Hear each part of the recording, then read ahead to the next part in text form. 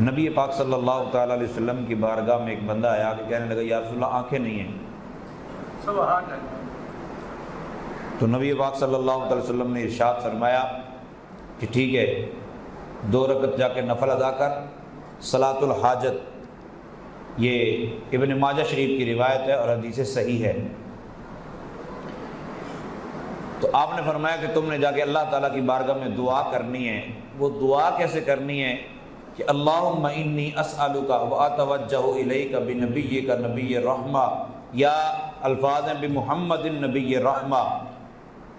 اب یہ دعا تو اللہ سے کرنی نا. اس کا ترجمہ دنیا جہان کی کسی مولوی سے کروا لیں اگر وہ عقل مند ہو تو. مطلب مولوی بھی ہو اور سر پھرا بھی ہو تو پھر نہیں.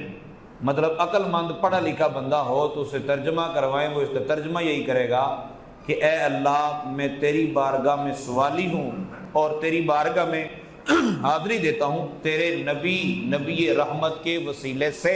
سبحان اللہ. تو ظاہر ہے اس وقت وسیلے کا منکر تو کوئی بھی نہیں تھا, سارے ماننے والے تھے. تو رسول پاک صلی اللہ تعالیٰ علیہ وسلم نے اتنی دعائی نہیں بتائی. اب دیکھیں نا, بندہ سر جھکا کے اللہ تعالیٰ کی بارگاہ میں بیٹھا ہے, ہاتھ اٹھائے اللہ کی بارگاہ میں, کہتا ہے مولا کریم میں تیری بارگاہ میں حاضری دیتا ہوں تیرے نبی رحمت کے وسیلے سے.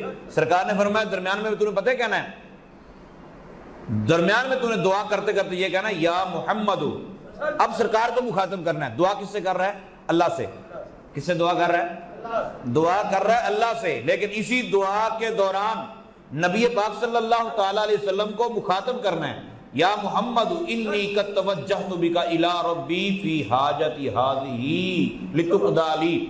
یا رسول اللہ ذرا تسی بھی اللہ نو کہہ دیو.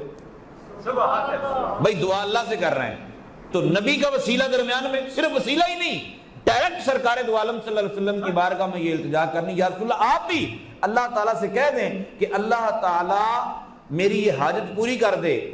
اللہ میں نے تیرے نبی کا وسیلہ بھی پیش کیا ہے, تیرے نبی سے سفارش بھی کروائی ہے. اللہم فشفعہ فیہ, مولا کریم اپنے نبی کی سفارش میرے حق میں قبول کر لے. سبحان اللہ.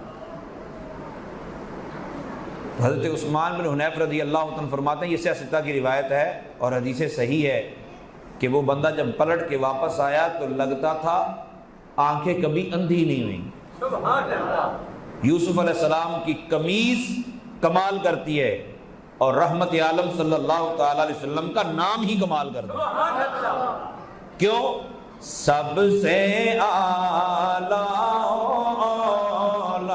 ہمارا بھی, سب سے بالا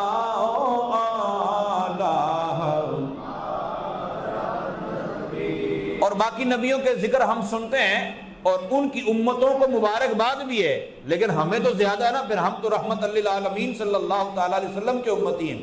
غمزدوں کو رضا مجدہ دیجئے کہ ہیں, جو پریشان ہیں ان کو خوشخبری سنا دو. غمزدوں کو رضا مجدہ دیجئے کہ ہے بے قصوں